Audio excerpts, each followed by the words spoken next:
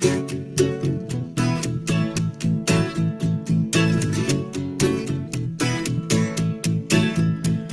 I won't back down.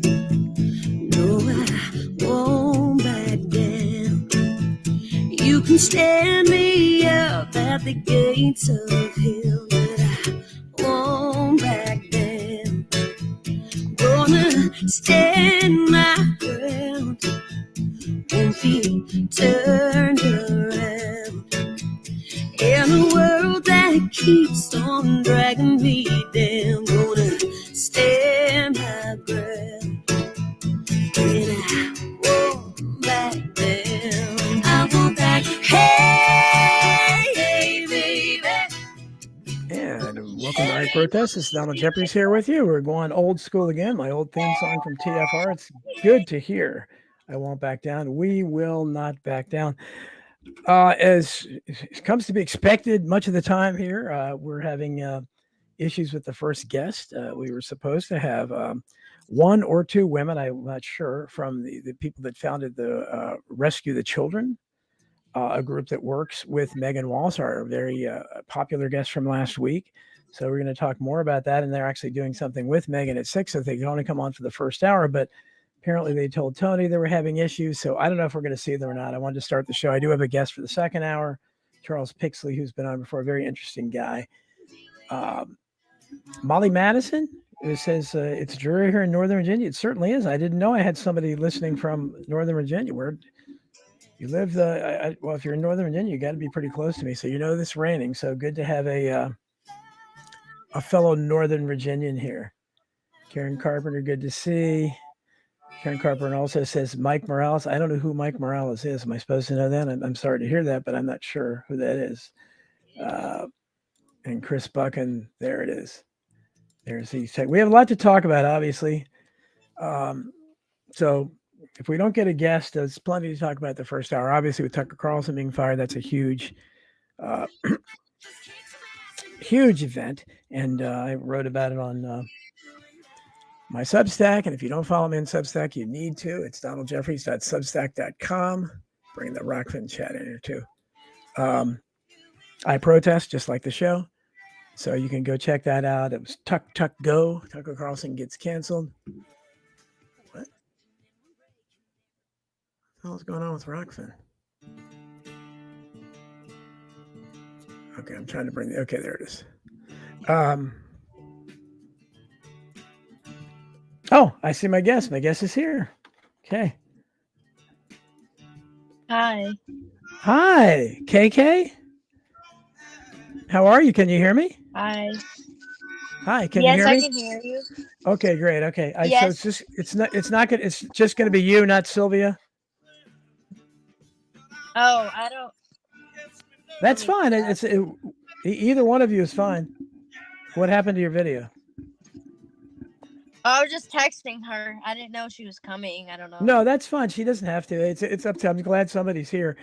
I want to introduce Kajal Emet, who goes by KK. She is the co-founder of Rescue the Fosters. They work with they try to protect kids from what happens often in child protective services, and they are associated, I think, in some way. We'll talk about Megan Walsh, who was our guest last week on the show. So did I get that right? Tell me more. Did I correctly identify what Rescue the Children is, KK? Yes, basically you did. Yes. So do you work closely with Megan Walsh?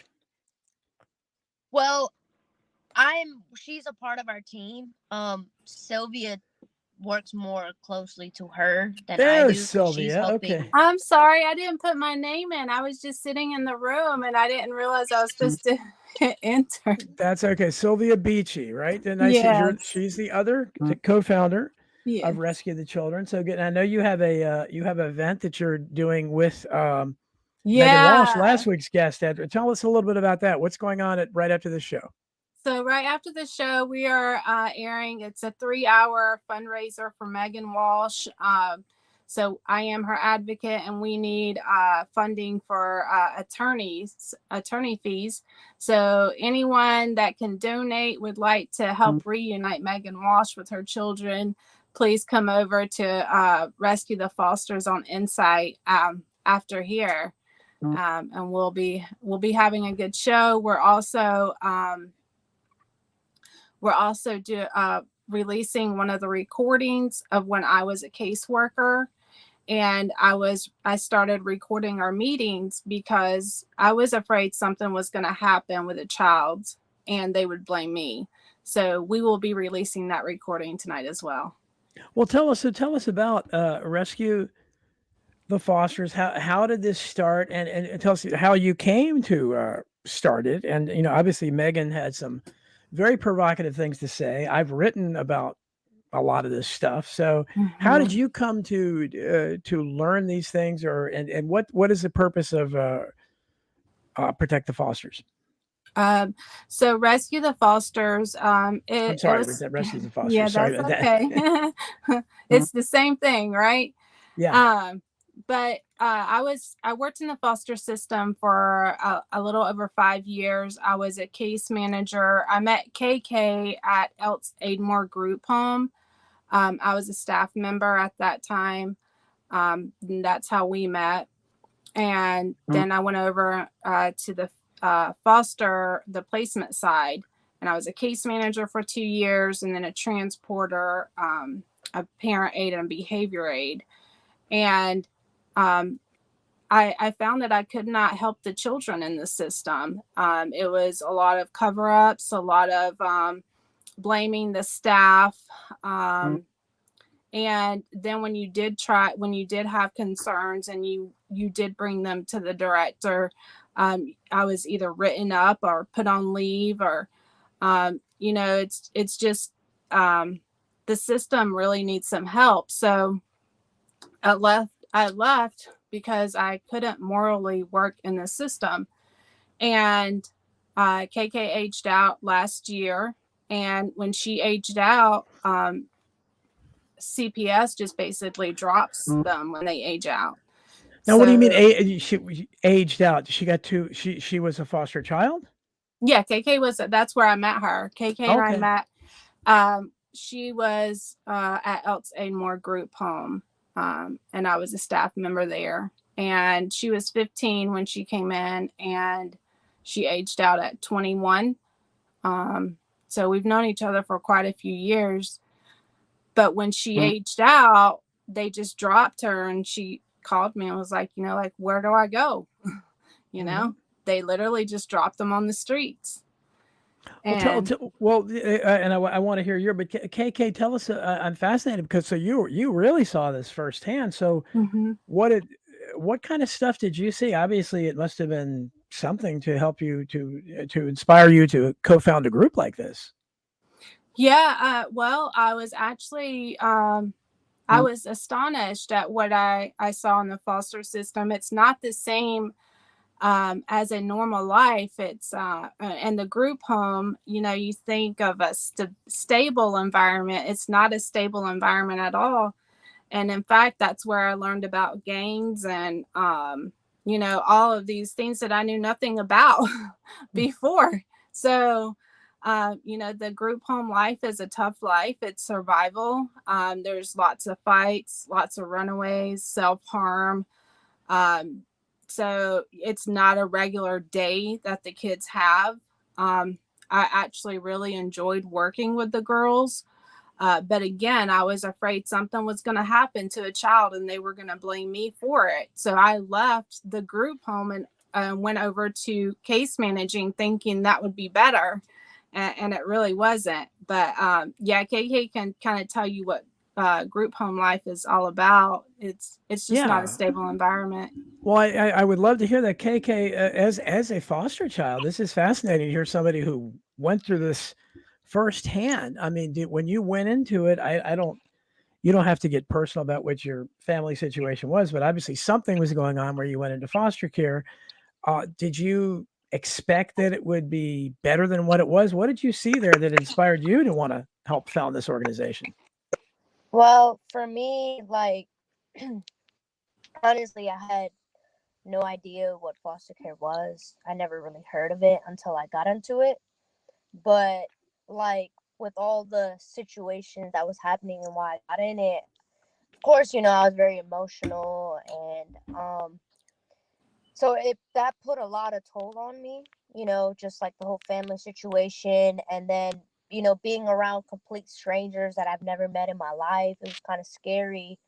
And part of me was like, well, I'm ready to go home. I don't want to be here anymore. I want to just be back at my normal life. And, having my own room, I don't have to worry about sharing like the bathroom or the bed or bedroom and stuff like that. So, I mean, I'm used to sharing that back at my old, like in my adopted parents, but it's different because these are people I have no idea. And, like, when you're in a group home or a foster home, you're always around a person, like a staff that's constantly like around you. And so that was kind of different.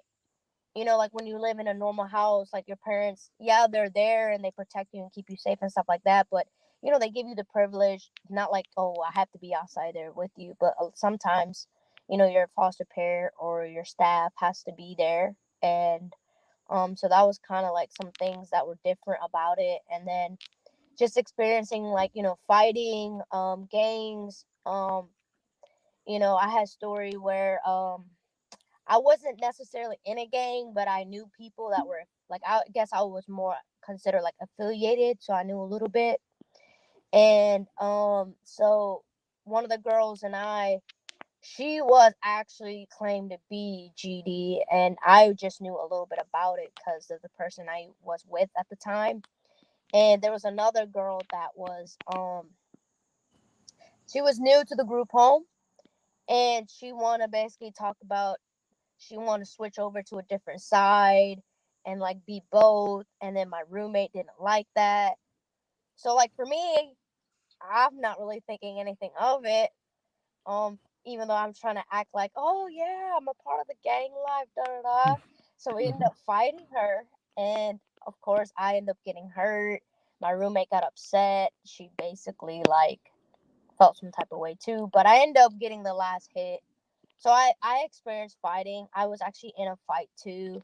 Also experiencing like, different girls liking me, and then at one like it's just all the different scenarios, like, girls liking each other, trying to be gay or lesbian and things like that. Well, And did you then experience any abuse? Did anybody abuse you? How did the foster system itself, did you see any evidence of trafficking, which of course we're really concerned with? well, yes, I did. I actually did because so there would at the time I didn't know like who was the pimp, but then we found out who was the pimp, and she would basically bring girls with them to run away, and they would run away with her. And Was the pimp was associated with the foster care?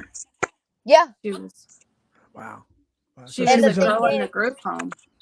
yeah, so it she was a lived girl in in the the group. group home. Wow. Yeah. Wow. And did So did did the people running it shouldn't they have had some idea, or they just looked the other way, or were they part of it? they honestly, I don't think they really cared. They just cared more about Right. bringing girls in and getting money. Honestly, that's how they looked at it. Hmm. Sylvia, Honestly. how much? So it pays, right? So how much do you? I know foster parents get paid a certain amount. Like CPS itself, how does that work? Hmm. What kind of financial windfalls? What do they get from this? What kind of money do they get from bringing kids in? Well, it's a lot more than people even imagine. And this was what I learned when I went over to case managing, because in the group home, you don't know how much the agency is getting. You hear rumors, and and the kids usually know a lot more than the staff does. But when I went over to case managing is when I learned, because we had to apply for the waivers. So when a kid goes into foster care, a case manager has to apply for these waivers, which is basically money from the Title 4E funding. And so how that works is it's based on the behaviors of the child. So if the child is a runaway, or if or sets trafficked, or any type of behaviors, they get more money. So if you have a runner, and KK was a runner, so she was considered higher risk. So that's considered an MWO instead of like a base. So they'd get about 200 a day per child.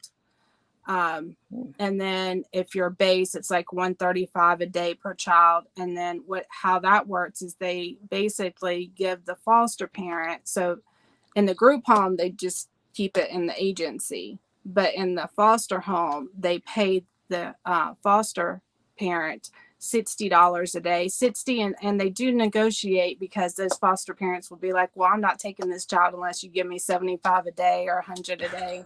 Yeah. And they do negotiate. So you are negotiating prices when you place a child in the home. And then, so of course, based on those behaviors. So the thing is they want you to make the child sound worse. You know, like they want you to say they're a runner, they're self-harm, they're defiant, because that gives them more funding. Really? They get more, so they get paid more based on how troubled the child is? Yes. Because it's supposed to be they need more care, right? Because if you got a child that's always running away, then you're going to need to care for them. You're going to need to provide more care. So then they get more funding, and then they get, then you have the psychiatrist, the therapist, the behavior aid, so on. So there's quite a few jobs.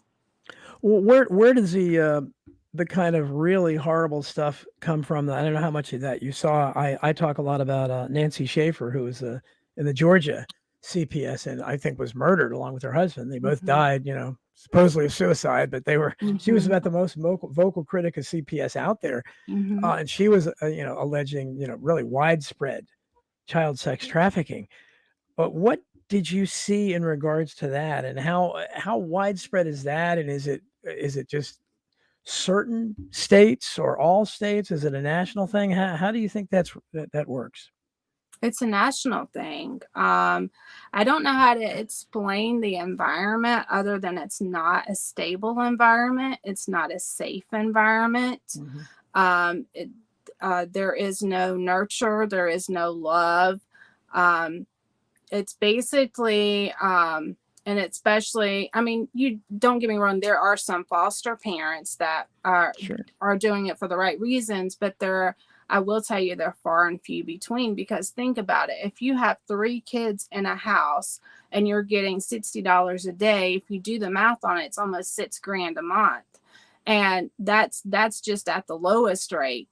So, a lot of these foster parents do it for the money. It's not for the kids. And then there's no oversight. There's no accountability. And case managers only see the parents for a 30-minute session once a month. So anybody can pretend, and anybody can act like they're doing a good job. In fact, every foster parent I met at the very beginning, I loved them. I was like, oh, this is the best parent ever. And then started working with them, and they don't pick up the kids when they act out. They don't, you're basically handed the kid. The kid was riding around with me all day long. So it's not a stable environment. Well, and you said they don't check on them enough, and what I find remarkable is CPS has harassed so many parents. I've had I don't know if you saw those shows or not, but I've had Tamsin and Reggie Bowles on my show a couple times, who've had their kids taken away twice, and they've talked about how everybody, the sheriff and the local, they can't get the local media to publicize it, but so many people like that I've heard from they act on a tip from a neighbor, or in the old days they might have a photo developer, back when you used to develop photos, that have a picture of a baby in a bubble bath naked, and they would come and investigate that and have that hanging over your head, something perfectly normal. So they seem to harass sometimes parents who have some questionable things, or maybe in the case of the Bowles, their kids weren't vaccinated. But you're telling me once they hand it off to foster parents, then they're kind of hands off, and they don't really monitor it very well at all. Yeah, no, that's correct. And they do treat biological parents differently than they teach foster parents. This was another huge concern I had, and that was because I did have complaints about the foster parents, and I did report them, and they were not followed through. And if it was the biological parent and it had been the same issue, then there would have been somebody in there, and there would have been pulling that child out. That's exactly opposite to what it should be. Mm-hmm. That's so ridiculous. But I guess it, it goes along with everything else we talk about, I talk about and write about all the time, where it's really part of an agenda to try to break nuclear families up. Yeah, So that makes a it lot of really sense that they is. want to encourage this. I mean, CPS should be looked at, really, when you've had all these Yeah, allegations. And I'm sorry, we seem to have lost KK. I know she had a, I know she was having Wi-Fi problems, right. so she may have gone offline. She might come back. Before I forget, there's a question for you from Harlan Stonewall. What platform will your 3-hour show be on later? I'll give you a chance to promote it, but just while I'm thinking of it. Yeah, thank you. It's on Rumble and Foxhole. It's Insight, INSITE with Gino. So it'll be on both, and you can find us on Twitter, which we've been posting a lot of the links today. So if you go on Twitter, it's Rescue the Fosters, and then we're on Instagram and Truth. You can see White Wolf is seeing, he says he's seen some of the group homes in, I guess, Kansas City, Missouri. They were drug emporiums, absolutely no oversight, and treat everybody like a 4-year-old. I mean, it's just hard to believe. Not for me, because I write about this all the time, but so you were like a caseworker. Did you start out as as just a nice liberal and you want to help people, social justice warrior maybe? And then Mm-hmm. this must have been really disillusioning to you, right? Mm-hmm. Oh yeah, because I started out mentoring. So I was mentoring one of the girls from the group home. And basically, and this is anyone can do this. You can call up your local group homes. You got them in every town, every city. They're there. You just pull them up. You say, hey, I want to mentor a child. And they'll do a background on you. You meet the child.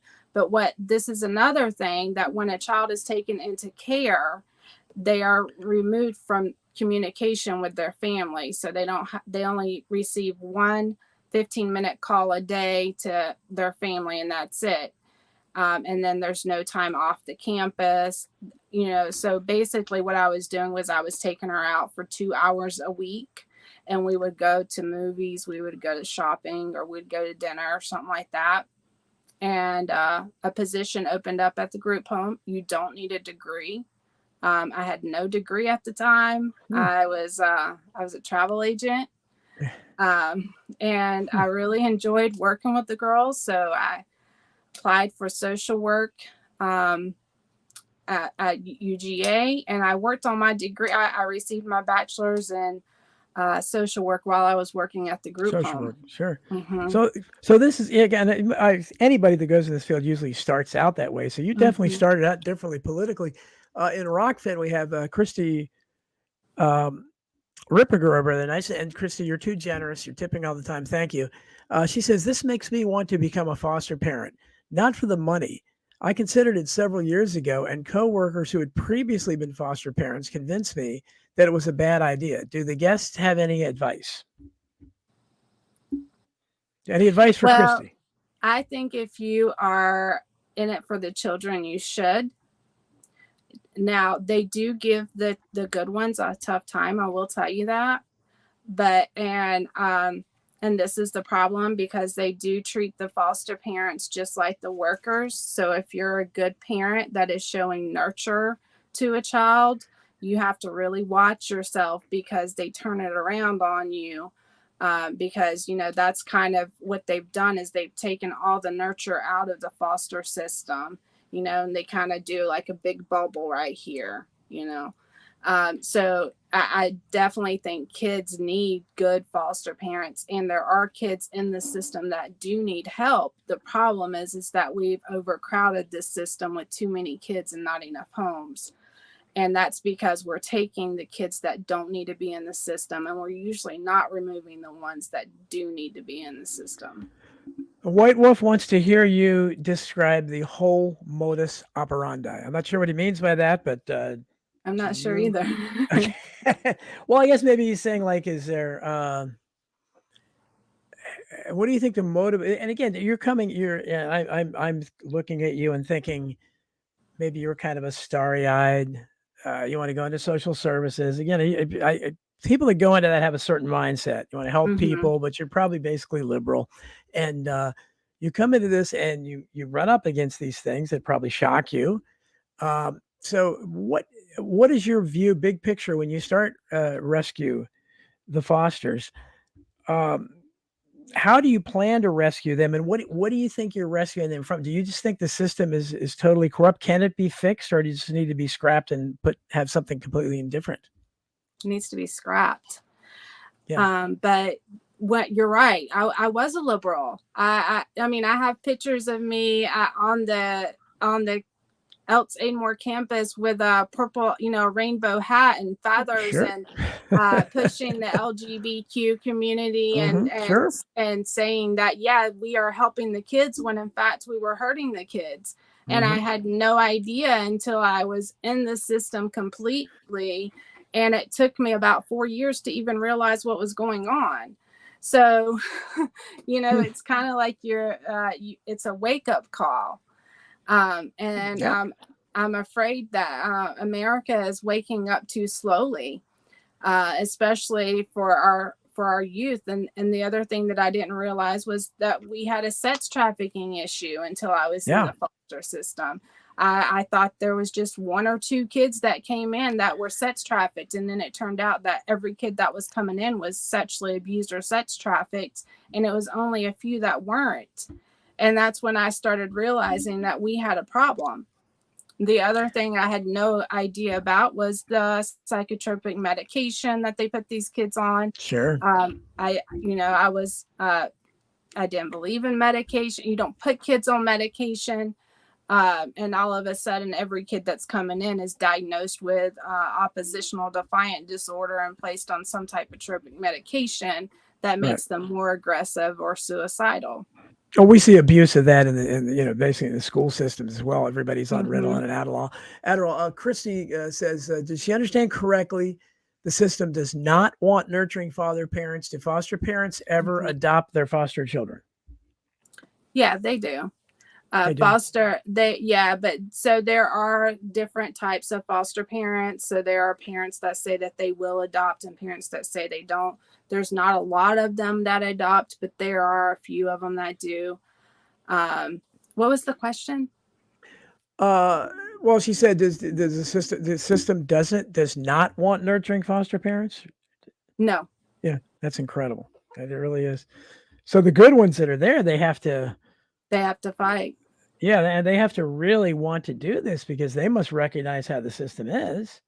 If Yeah, they're I had one foster parent that I really thought she was there for the right reasons. And she told me that they were constantly telling her that she cared too much and she was too nurturing. Heartland Stonewall asks, "What state were they in?" I guess he means you. What I guess what's We're in Georgia. Georgia? Oh, well, then you definitely know about Nancy Schaefer if you're in Georgia. I mean, Yes. Oh yeah, that. I love Nancy Schaefer's work. Yes. So you've been awake for a while then, because she died a while back. It's probably been 10 years or so, It's hasn't been it? 10 years. Well, not as long as I should have been. I woke up in 2019, Okay. and that was when I put my notice in from the foster system, and I started doing research. And it was because I was getting beat up constantly whenever I would say something about a case that I didn't agree on. I was written up. I had about 4 write-ups. I was placed on leave twice. And one time it was for 3 days, and it was because I refused to falsify an incident report. And then I was told that I didn't hear them correctly, that I was hallucinating, that I was overworked. And I decided that I could not morally work in the system. And then I went on Twitter of all places. I'd never been on Twitter. and I just put in CPS, and all these stories started coming up. And but the other part I haven't even mentioned yet is that we had quotas. So we were told that if we did reunite kids with their families, or if they were adopted, that we had to bring in more kids. And that was a huge thing that didn't set right with me. And so I was very vocal, like, how do I get a new kid? Like, because we were told if we didn't bring in new kids, then we were going to be fired. And then I was called into the office saying, you need to stop speaking about against the quotas. So this is where I really started soul searching. Like, is it just me? Because the gaslighting was so much that I thought, well, maybe I'm not doing my job right. Maybe I'm not doing, maybe I just don't know. And so I started researching, and I started printing stuff off. I started printing our notes off. I started recording our meetings, but it was more of like a research for like what is going on here. Well, and it sounds like you've done a great job. So when did you hook up with Megan Walsh? Man, because Megan's had quite a past. I was saying last. I don't know if you listened to the show last week, but I mean, it was just amazing that her and some of her friends that were commenting in the chat were talking about some of the subjects I've written about in my books, and I've talked about the Martin preschool scandal, Franklin credit scandal. I'm sure you probably know about all those as well. But this is kind of a big awakening for you. How did you meet Megan Walsh? So when I went on Twitter, I met a group of people that were talking about CPS, and one of them had to be one of them was Pam Olson, Terry with Let Our Children Go, and then Tony, and then I met another parent, and I actually met her in Atlanta while I was working at Elks, because I saw her story and I was like, this doesn't look right. I need to like check her story out. So I actually met her, and I started going over paperwork, and I was like, this is not right. This is not policy. This is not procedure. And I won't say her name because I don't know if she wants me to say her name, but it was through that friend that Megan, Megan's story was out there, and she connected me with Megan. And then I started looking at Megan's case, and then Megan asked me to come on to be her advocate when it was last year. So it was 2022. Yeah, it was August of last year. And I honestly had to take her case because I wanted to see if it was legit or not. I wanted to see if Megan was legit. Right. So I will tell you, she is legit. I was going to say, is Megan legit? She is legit. Okay. I have been fighting with her caseworkers. We can't talk about it because she does have a gag order. Yeah. But I will tell you that Megan needs our support. And so it was basically me just I need to see for myself, because I needed to see if I was the crazy one or if what I was experiencing was, And now you're not crazy, right? No, I kind of wish it was the other way. We're going up against madness. White Wolf talks about, I never thought about that. He's talking about you don't see orphanages anymore. The orphanages being shut down in the 70s. Do you think that contributed? Because orphanages have this really negative connotation from going back to Dickens. Do you think that had any impact on the fact that you don't see orphanages really? I think they turned into group homes. Yeah, I guess maybe they call it something different. But yeah, because that's what basically, and KK, she mentioned she was adopted. So that was the other thing I didn't realize, was that they literally, the kids that are in care are mostly adopted kids. And they usually didn't adjust to their family, usually later on, a few years, and then they put them back in foster. John Bassaglone says that they were doing it for the money, and he said the ones he's seen are not fit parents to begin with. Well, yeah, I guess you've probably seen that, Karen says she's seen some family adopted from a group home, great kids that were in a horrendous situation. And how? What do you? Obviously, KK is. It looks like she's doing okay now. How is she on her Mhm. own? How is she? Is she living independently or as Yeah, 21 she year old? is. She's living independently now.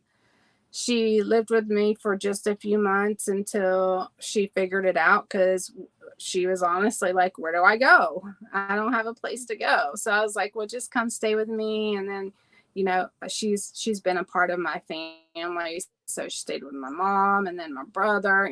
She kind of bounced around, and she's living on her own now. She has a job, but that was the whole reason we started Rescue the Fosters. So I guess what Rescue the Fosters is about is advocating. We advocate for the youth in foster care.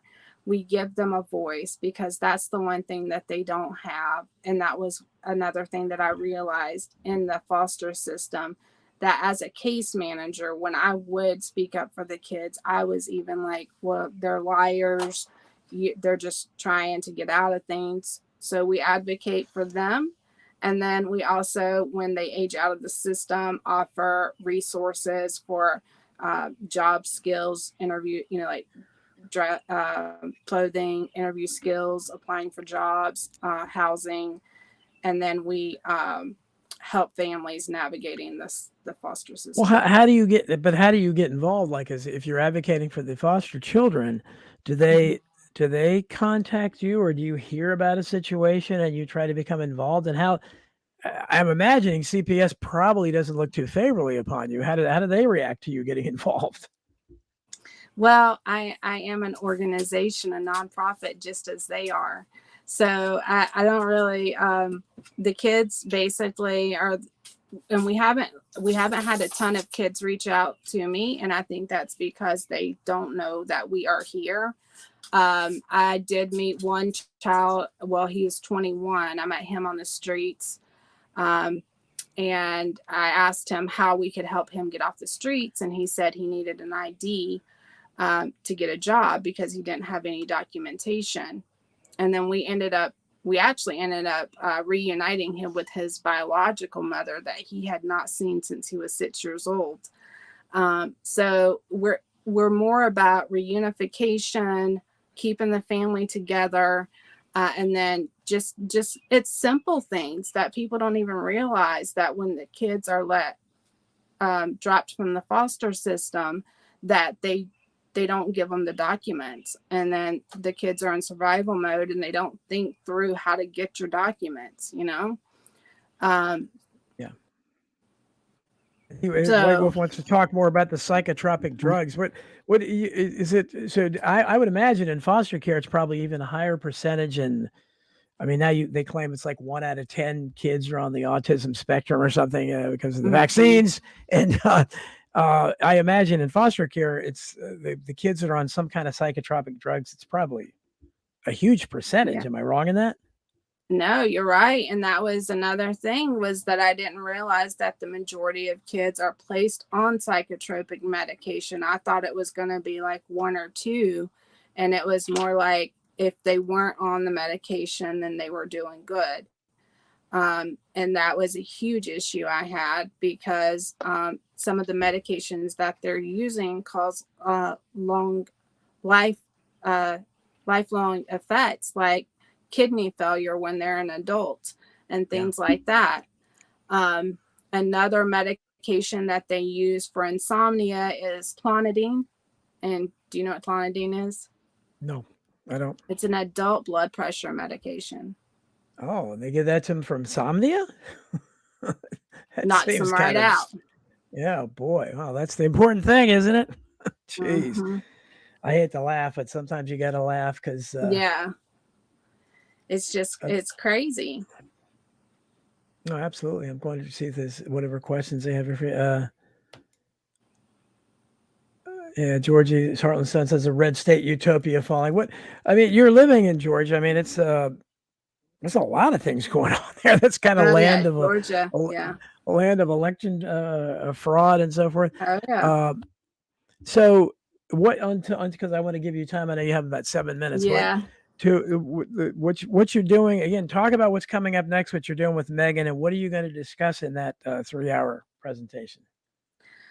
So there's going to be a lot going on. I don't know if anyone knows who Pam Olson is, but she's the founder of Save Our Children, and she's been advocating for families for 8 years now. So she'll be talking, and we are working together to train other people how to be advocates. Advocacy, you can actually help families out a lot. So we're going to be talking about that. We're going to be talking about the foster system. We'll talk about Megan's case as much as we can. We can't really talk about details or anything like that. And then we'll be releasing the recording. I do want people to hear how the caseworkers are spoken to, the environment. And people think that this is just like, they kind of like dance around the conversations. No, these are straight up conversations that tell you to cover for a case. So we'll be releasing that tonight. And then KK wrote a poem that's for the foster youth she's gonna read after, or probably about the ending. Is KK is she the only one, or you had anybody else from the foster care system that was in there? Has anybody else joined your organization or reached out to you? We had one girl on our show. Her name is Chloe, and you can go watch her story. We've had some other girls. I still speak to a lot of the girls, but a lot of the foster youth don't like talking about their experience. And I think that's how they've been able to control it, is that it's hard to talk about your trauma over and over again. So I've spoken to a few. There's a couple questions. One, White Wolf says, could you describe your most memorable case? And then I have a question for you from Rockfin. Oh God. Okay. So some of my stories will go on really long, so I'll try to shorten it. Yeah. Try to. Okay. So I had several cases that shaped my career. And the last one was, which is the recording we're going to release tonight, was the last straw. And that was a teenager told me that a foster parent was drinking and driving with him in the car, and he did not feel comfortable with her. And then the agency told me not to call it in, and not to tell the caseworker. And then when I did, they said, no, he just wants to be moved. I did get him moved out of that home by telling the child to tell it in a meeting. And so we were able to move him out of the home. But they basically just covered for the foster parent, and they handled it in-house, as they call it. So it was never investigated. I did call it in, even though they told me not to. I called it in. From what I found out was they contacted the director, and the director said, don't worry about it. We're handling it in-house. And it was never investigated. And that was the story that made me leave the system. Christy wants to know, does the foster system force the kids to be mRNA vaccinated? I realize I'm squinting because I'm not wearing my glasses, so it looks pretty stupid on the screen. Sorry, that's because I'm struggling to see without my glasses. Do they force them to be mRNA vaccine? Well, mRNA, I wouldn't know, because I left before the pandemic. When I left, the pandemic just hit. I will tell you that the process is that whenever a child comes into care, they're taken and vaccinated. Yeah, I would say that. Yeah. I will tell you that they are going to be the ones that are going to be used on these vaccines. Sure. Well, you go back to, well, they didn't have Child Protective Services then, but I wrote about in one of my books how they used to experiment on orphans quite a bit, mental patients, prisoners, and orphans, and did a lot of hideous experiments on it. Okay, I'm squinting again, but so we have a few minutes left. So, and I want you to be able to say what you want to say and give whatever links you want to give about your organization, the show that's coming on, this 3-hour event that you're hosting, anything you want to say. Yeah, just get involved in your community. If you see a youth outside and they're holding up a homeless sign, just you can walk up to them and say, hey, tell me your story. That's how I met the kid on the street. I just gave him $10 and was like, hey, tell me your story. And he immediately was like, I found my biological dad, my foster parent didn't like it, and now I'm on the streets. And get involved in your community. If you are, or if you're working in a school setting or in a counseling setting and you do have foster youth coming to you and saying, this is happening to me in the foster home or in the group home, listen to them and research and see if check their story out. Don't just assume that because they are a foster youth that they are lying, and that is how they are perceived, that they are lying. And if you believe them, then you're duped. So there are many ways that you can get involved in your community and basically be a voice for the children. Can people, if they want to, can they help financially rescue the fosters, and how would they do that? You can go to rescuethefosters.org. We also have Cash App, which is the $ Rescue the Fosters. If you want a receipt, then we can mail you a receipt, and our mailing address is P.O. Box 1635, Monroe, Georgia 30655, and I can put that in there if you want me to send that to you.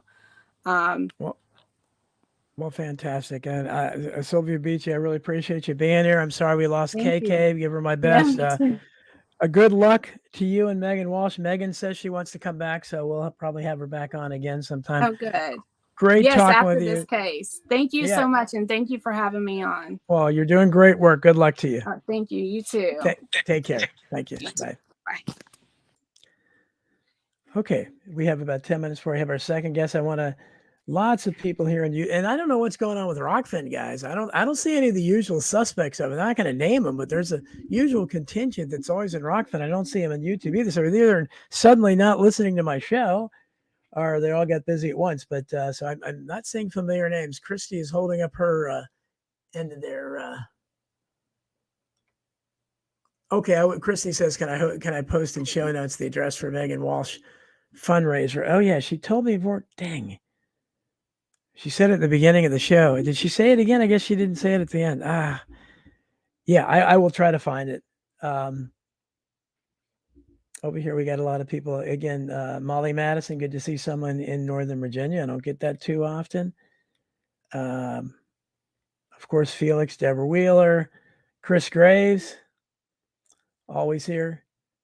JK Vibes says, I'm a huge fan. Oh, that's very nice of you. Thank you, JK Vibes. Jennifer Whitehouse. Harlan Stonewall, White Wolf, William Hale from Sydney, Australia. Good to see you. Or no, now he says Perth, Western Australia. So he's actually moved to the country. Oh, good to see you out from the Outback, William. Let's see who else we have right now. I had somebody else. Elizabeth Peters. Thank you. She listened to me on Tim Kelly. A couple people talked about Tim Kelly. Chris Buchan, of course. And Elizabeth Peter actually discovered me. And it was at White Wolf discovered me through Tim Kelly, and Elizabeth Peters discovered me through Quite Frankly. I hope to be on Quite Frankly again soon. The COVID book is very close to coming out. I got the forward from Sherry Tenpenny, so that'll be very soon. And I Quite Frankly has it. I'll be on as many of those shows as will have me. John Bassaglone, Sam Bodie's Tree. See if I missed anybody. Karen Carpenter, I think I said her before. Good to see you. And Vanifly said he forgot about Donald Jeffries. Good to see him. How could you forget me? Well, I'm glad you remembered me and came back. There's Stephanie Hughes popped in, and Chris Graves is over in Rockfin too. My old buddy Vince Agnelli, and I got to post those pictures. Vince and I had lunch again, and Vince has a 1966 Chrysler Newport with the original paint job. I mean, you got to see this thing. You talk about America 1.0. So he's living anachronism driving around that thing. But I got behind the wheel and he filmed a video. We have to post it somewhere. Maybe he will. And I took a picture of mine there too. We always have a good time when we get together. Let's see. Doing great work. Okay, I think Molly Madison. Chris Graves again. Okay, make sure I didn't say anything. Okay, so lots of people over there. And again, I don't know what's going on with Rockfin's got to get on the ball over there. So we have about 7 minutes until Charles Pixley comes on. This is a guy who I think had invented a cure for cancer, and lots of he's been a very good supportive, a very big supporter of mine. Very interesting guy, and Sam Bodie says Tucker should be on a different platform a month, so I think hopefully you'll get an interview. Think I'll get an interview on Tucker? I don't know. That's as I talk, and again, I realize how kind of an outcast I am even in the alt news media because I watch Tucker regularly. I thought it was an entertaining show. It's the only news program I've ever watched regularly in my life.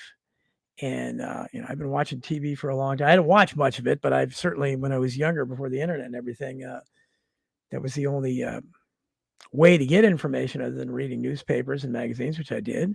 Subscribe to subversive literature, anything I could find, the newspapers like the Spotlight and Continuing Inquiry, which is the JFK assassination Bible for researchers that Penn Jones used to publish, and published my first piece. I made the front page of the Continuing Inquiry, I think in 1983. So that was I was on top of the world, man. And I did that. But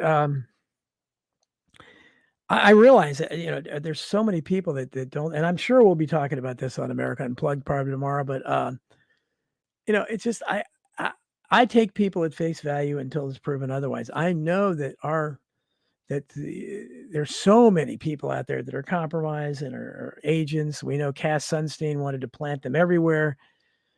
But I don't quite understand why there's so much focus in Congress. You see so much focus on Marjorie Taylor Greene, who to me, she's a little wacky, but I would call her the best overall person in Congress, really. I mean, she's the only one that cares about the J6 prisoners, but our world seems to think there's something, I don't know what you think is askew about her. I don't know. She seems genuine to me, as far as any politician can be. Same thing with Tucker Carlson, where he appears to have undergone a real epiphany where he's apologized. He basically apologized to conspiracy theorists. And if you watch that guy's show for the last couple of years, I mean, 99% of it, I thought he was right on, and I could have written a lot of his material for him. And as I said many times, it seemed like he was, reading my books and coming. And I was very close to getting on his show, and I know I would have gotten on for the COVID book because I think he would have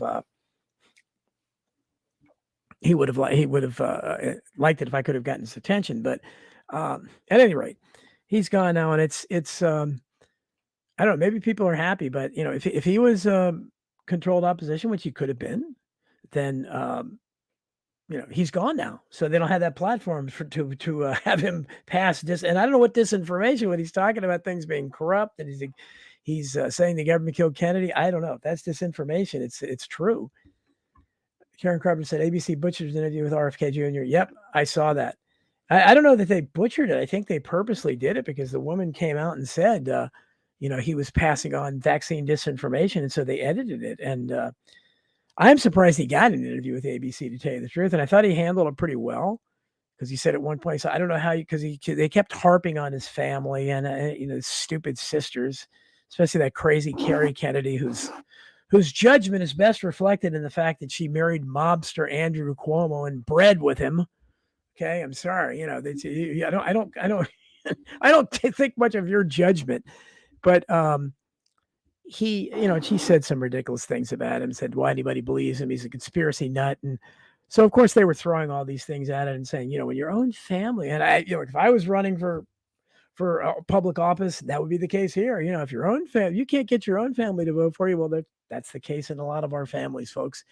And he finally said, because he kept saying it, and he finally just said, look, I don't know how you expect me to answer that.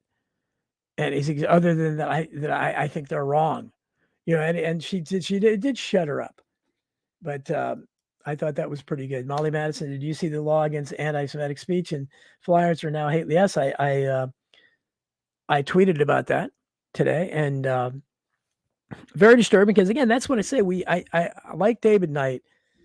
I go by the individual act, the individual statement. DeSantis has done some things that I thought were good in Florida in terms of against critical race theory and against some of the stuff, crazy transgender stuff in the schools.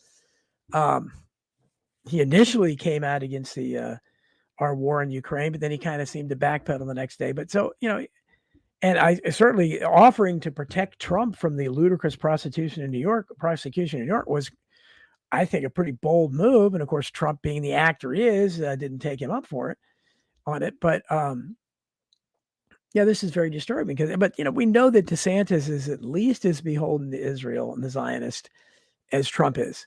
So it's not surprising. But again, you for right wingers, you want to think that because a lot of you are upset about people being censored, and you should be. Well, it's the same thing if you're censoring somebody else. You can't have that where you say it's a felony, and anyone wants to be a felony with 5 years in prison. I mean, that's absolutely ridiculous. And yeah, it's very disturbing. And I think that obviously that says a lot about Zionist power in this country. Let's see what I missed here. So those are that was a big story. But Tucker's obviously, I think, the main story. But I wrote a Substack on it. Again, if you're not subscribing to Substack, Donald Jeffries at Substack.com. Please become a subscriber. And for those of you who might be confused, I have two Substacks. The other one is called Donald's Newsletter. And it accidentally created itself when I put a pay option up, when I created a pay option for iProtest. That's my main Substack. I can't get rid of it. And people keep subscribing to it. And people kept subscribing to it even after I posted on there that please subscribe to the other one. And some people subscribe to that one and not iProtest. And people have tried to give me money on that one. And I can't do it because you can only have one paid thing. And I tried to tell them that. I don't know. They don't get it. So I just said, well, I'm going to use this thing. So I'm using it kind of as an archive. And I'm starting to post the old things I wrote on my blog. Like today I posted, and if you want to go there, you can read it, deleted what I think was the best chapter in Survival of the Richest that they cut out about how people are related to each other. And it really destroys the whole upward mobility thing right there. But you can go there and read that at my other Substack, Donald's Newsletters. You can find it if you go to, people find it somehow. If you go to donaldjeffries.substack.com, it's the other one there. But on the iProtest, I wrote about Tucker, Tuck, Go, and that's that's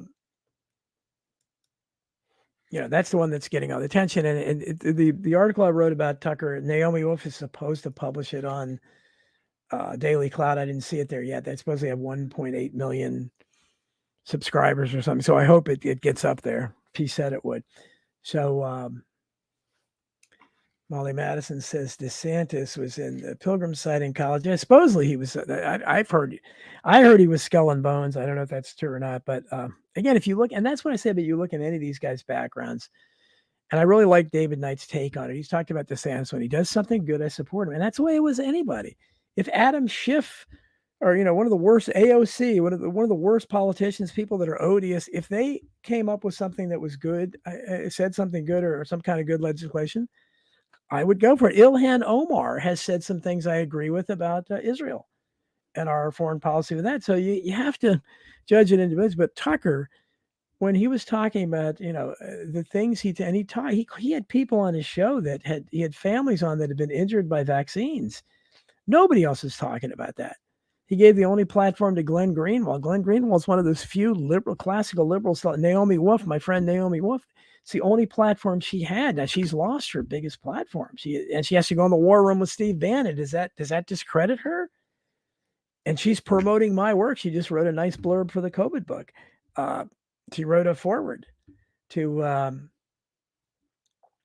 Survival of the Richest. And if you want to get a flavor of the book, go to my Substack and read the delete. It's a long chapter, but I think it's interesting and you'll like it. And it might give you, if you haven't read Survival of the Richest, go ahead and do that. But does that discredit her, and does that discredit me that that she's been on Tucker Carlson and and endorses my work? I mean, that's why I think when we play these games, Karen Wolf says Naomi was great at Hillsdale College. Yeah, Naomi's one, and she's had an epiphany. She married a guy who's kind of a Second Amendment guy, and things are, she looks at things way differently than she used to. And she said that. I don't know where. I'm trying to see where. See if I have an email from Charles Pixley. He's supposed to be on. Okay, no, not yet. Maybe he's just having trouble getting on here, but I don't see him yet. That's okay. We'll talk. Keep the questions and comments coming here. We'll go off that. There's plenty of news here. Chris Buchan says law will be selectively enforced. They will never charge any black or no, right? Well, and that's true. I mean, but that's the way, and that's why they'd be wrong no matter what. But that's why any notion of hate speech, and it's one of the things that is most frustrating for me is how we've lost. We have lost. Pat Buchanan talked about, and again, I am a classical liberal, but the country has drifted so far and not even left. It's like going down in terms of culturally and double standards and Orwellian stuff. I mean, the Orwellian stuff is what really gets me. And I saw that there's a bill introduced by this Asian representative in the Minnesota legislature. And they were talking about it. And it's one of these hate crime things where, and one of the Republicans is trying to say, well, so if somebody's walking around with this a shirt that says "I like J.K. Rowling," would that be qualified under this law so you could be charged with a crime? And she just said, "Oh, we have to talk to the lawyers." I mean, this is it's unbelievable that we've let this happen. I don't know how many of you read 1984 in high school, but I didn't have to. But I read it on my own. I've read it many times and enjoyed it. But it's my favorite book of all time, and it's like a handbook for what's happened in the decades after he wrote it. It's like they looked at it and said, okay, I mean, we hate crime, hate speech is thought crime, and I don't care what they call it. That's what it is, and it's happening over. You saw what happened with Tucker. Again, regardless what you think of Tucker. AOC goes on there and basically Chuck Schumer had already basically said pull the plug on him. AOC goes on there and said we can't have this. He's causing violence, and it goes along with this speech is violence, which is nonsense. Speech is not violence. That's absolutely absurd. And but it gets set, and there's the Republic cucks, nobody there to counter or not effectively. And that's what Tucker was. He was the most effective counter that had a large platform, and he's gone now. And it's very sad. Chris Graves will have to run down the facts like he doesn't have enough. Okay, Chris, that's your next assignment. Complacency got us is right. I mean, I just thought that I just, I think about this all the time. I look at where we are, and I realize, go back to the 1970s. I mean, I've been awake since then, folks. I woke up as a teenager. Okay. I mean, I was at least to a large degree when I was working for Mark Lane at 18 years old or whatever as a volunteer for Citizens Immediate Inquiry. I was, mostly awake on the JFK assassination, but that was opening doors already. I realized how corrupt the CIA was. The Church Committee hearings were going on, and I realized how bad the FBI was. I knew about COINTELPRO and all that. I knew obviously how bad the wars were, the military-industrial complex. So I realized how bad the legal system was, and how many people had been unjustly incarcerated, how many people were in prison that were innocent. So those are the things. That's why I joined the ACLU. I was concerned about civil liberties then, and we had way more freedom of speech. I mean, we had pretty much freedom of speech then. It has become eviscerated, and again, it's all from the left. What goes for the left is woke left, and they do not believe in free speech at all. None of them. And I don't know why. Tony, you did send you did send Charles Pickley that link, right? Just want to make sure. I'm pretty sure you did, but I'm not sure why. He seemed like he really wanted to be in the show. I don't have any messages from him. So, but you know, obviously there's a lot to talk about anyhow. But so when this term, and I trace the genesis of this. Okay, I trace the genesis of this. Karen says her uncle was awake in the 80s, a brilliant torture man. Yeah, I don't know if I'm brilliant, but sometimes I'm tortured. And it's because it's back then it was really difficult because I was tilting it in windmills. I mean, nobody. I mean, my family seemed to tolerate me more. They listened to me. I didn't realize until now. I was like, God, really, I had no impact at all because they clearly don't. None of them agree with me, except again my son who came along, and he's thank goodness I have him as a compadre. But he's the only one. Everybody else either tolerates me, ignores me, or has canceled me. And I'm talking about my family, so I can really deal with I understand what RFK Jr. is saying. It's very frustrating, but again, I was reading somebody was talking on a conspiracy forum about white people, and again, all this I'm talking, this is all the fault of white people because we're still the majority in this country. We let this happen. We bought the white women, especially, and I'm sorry, they bought into the propaganda. They bought into the brainwashing, the conditioning. Don't have kids. We have too many people. Redirect your maternal instincts to cats and dogs. And we see how prevalent that is. And, you must be responsible. Other groups don't think that way. You see how many large Hispanic families you have, and Hispanics, or first of all, they're devout Catholics for the most part. They look upon a potential birth as a celebration, regardless of anything else that's going on, marital status, income. They look at it as a blessing. Not white people. White people look at it as a curse. Oh God, my girlfriend's pregnant. What am I to do? They never look at it, and that's that's screwed up. And I'm coming from a city where I looked at it that way too. We all did for my generation, and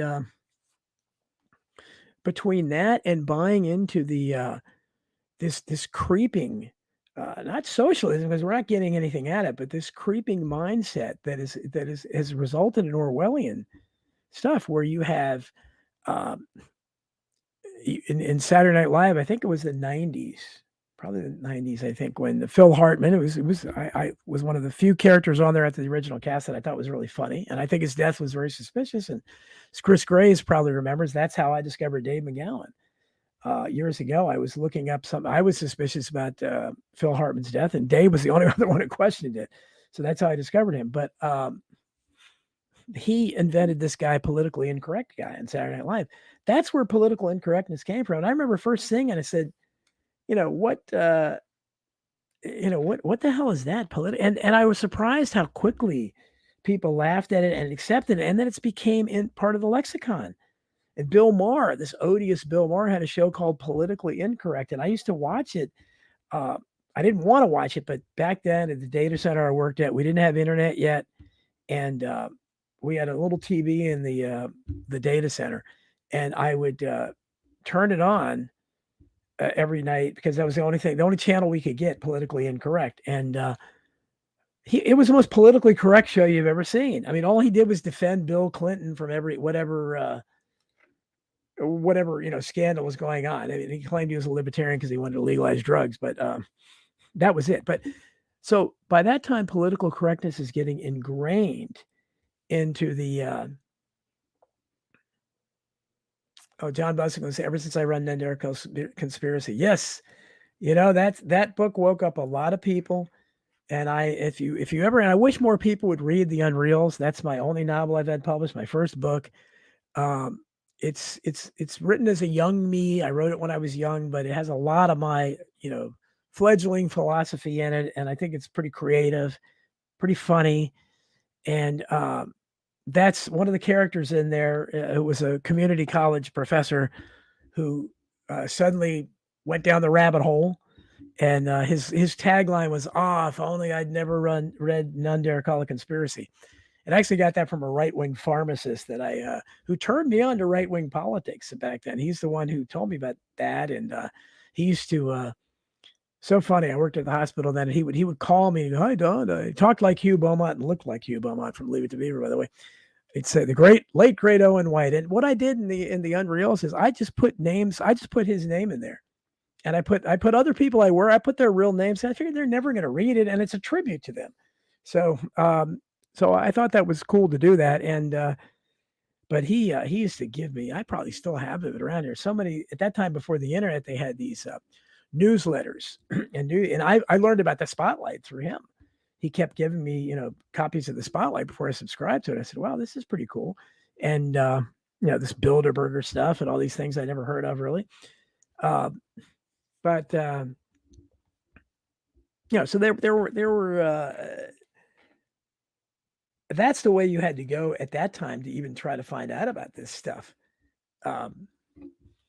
White Wolf says they'll give Grandpa euthanasia, but spend thousands for an operation on the golden retriever. Well, I'm golden retriever. It's close to home because I have a very eccentric but gorgeous golden retriever, Riley. She came on camera once here, but she's distraught today because it's raining and she just shuts down in the rain. So I don't even see her, but so she won't be anywhere near the camera today.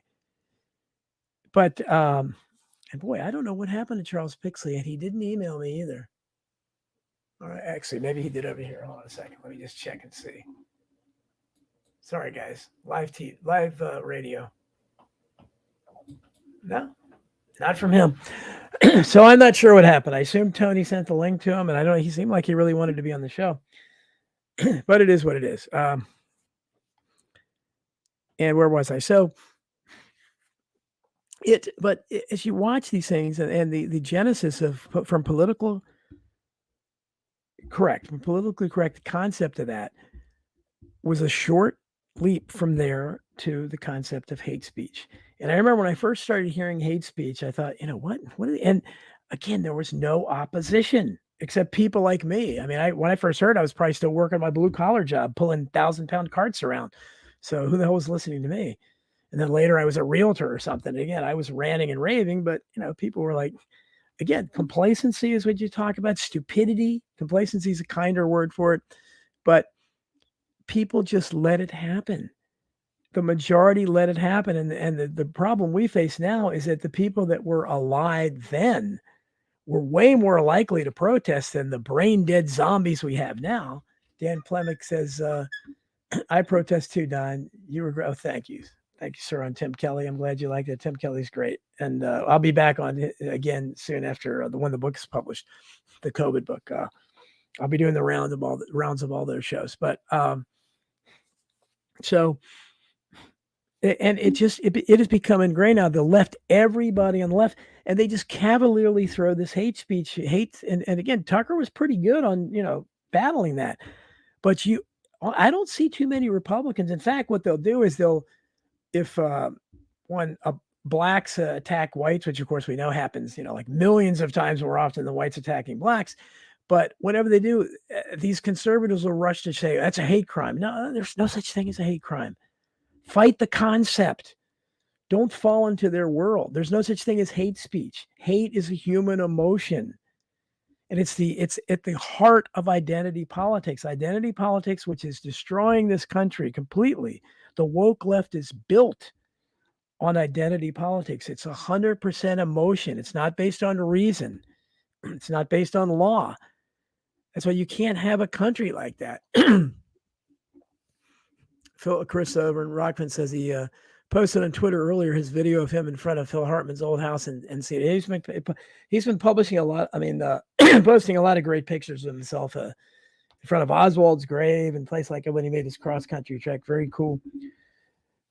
My friend Vince Agnelli says the killing of a culture to replace it with something else. Karl Marx, Emily Durkheim, cut the ties of generational transmission of culture in one generation, launch it. Well, yeah, I mean it's and that's what they've done. They've taken anything that's traditional, anything, and that's what this is about. When I talk about the transgender thing, it's not people that think it's not about sex at all. Because if they were just trying to get kids to have sex, then they wouldn't need the trans thing. They would just normalize, male strippers as males coming in, or they would normalize female strippers coming in. And it's they don't do that. And I said before, when you see the transgender story hour, which consists of drag queens coming in and reading, that if those were biological strippers or prostitutes, either one that came in scantily clad and shook what they had in front of those little kids, the same women, and again, I'm sorry, and I don't mean to pick on women, but this is if you guys check out a really good show, it could take the place of Tucker for you. Jason Whitlock's Fearless podcast is one of the best out there. And this guy, he's a black guy, and he is bold. He's got more balls talking about black pathology and black ghetto culture than any white out there. He's very, very very, very strong in that. Watch the Fearless Pie. And I got to contact that guy because I know we would get along great. I want to look up here. I missed something in Rockford. I missed a question here. Johnny Leonard says, it's hard to do a show with Billy Ray when you know most of what he says is New York City.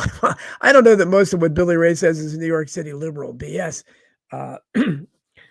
Billy, again, I think Trump is at the heart of that. And I'm sure we'll have an interesting conversation tomorrow because I saw Billy Ray. I know Billy Ray had a show with John Brisson, who obviously feels really differently about me than Tucker. But the way I look at it is, again, and I'm not used to being, I'm used to being the most cynical person and the most pessimistic person in the room.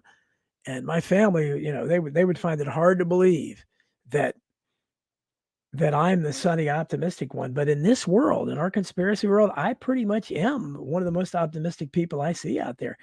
And so I think what Billy Ray is, a lot more people that think like he does in terms of that, there's nobody you can trust and that everybody's compromised. And most of them are. And but maybe just Tucker did a great job on me. And it's a sincere acting job. But all I can tell you is if it was disinfo, it were putting out they were putting out truth. So I don't know how that could be disinfo, but I mean, he was talking against war. He was the closest thing we've had to talking, to being skeptical about COVID and certainly the vaccines. He had people on there. He had some of the same guests I've had on my show, Peter McCullough and people like that. And Naomi Wolf, obviously. So he, somebody that wrote a foreword to my book. So he was giving a platform to people, and he was presenting a perspective that I could agree with. So, whatever. I don't know if, what that means, but Billy Ray and I can agree to disagree, and we'll I'm sure tomorrow we'll have a great discussion, and we can agree to disagree, and maybe people are right. Maybe Tucker was just a great actor and fooled me. Christy says, do I remember Bishop Fulton Sheen, who had a show called Life? Life is Worth Living. Christy, I don't know how old you are, but my sister, who's 19 years older than me, we were talking yesterday, and she mentioned that. And of course, that was before my time. But I don't know if he had the answer for those who led the usual logical reasons for not having children. Yeah, it was that by putting your reasons above having kids, you're placing the natural above the supernatural. Yeah, and it's okay, that by putting your reasons above having kids. Okay, yeah, I mean, again, I think that's one of the primary reasons we're here is to procreate and to continue the species. And everything, that's to get back to what I said about transgenderism, that if it was just about sex, then they would just be saying, okay, they would just try to make it to normalize for adults to have sex with kids. Okay, but the problem is that doesn't necessarily stop people from having babies, at least at some point. But if you can sell this idea that boys need to turn into girls and girls need to turn into boys, and you combine that with the vaccine, really wreaking havoc with the both female and male reproductive systems, then what do you have? And of course, we know this is part of the eugenics agenda. They're all eugenicists, and they want people to die. They want to kill human beings off.